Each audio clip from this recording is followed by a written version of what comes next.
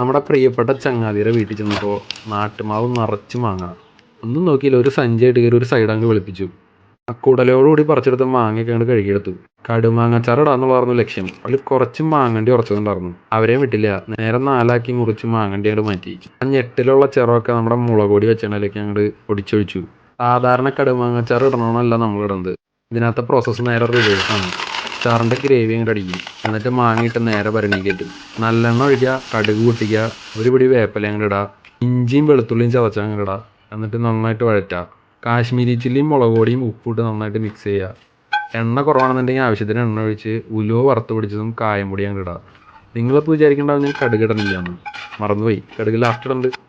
നേരെ കുട്ടപ്പനാക്കി വെച്ചാൽ മാങ്ങയൊക്കെ അങ്ങോട്ട് ഇടുക. കാണുമ്പോൾ നിങ്ങൾക്ക് തോന്നുന്നുണ്ടാവും ഇത് എന്ത് അച്ചാറാണെന്ന്.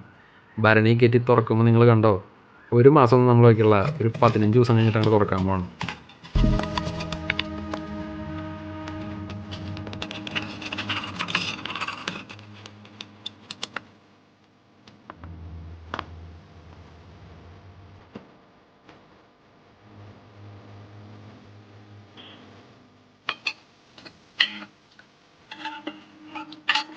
ഇതാണ് കണ്ടീഷൻ. ആ മറന്നുപോയ പച്ചക്കടുക് ചതച്ചാൻ കിട്ടുക.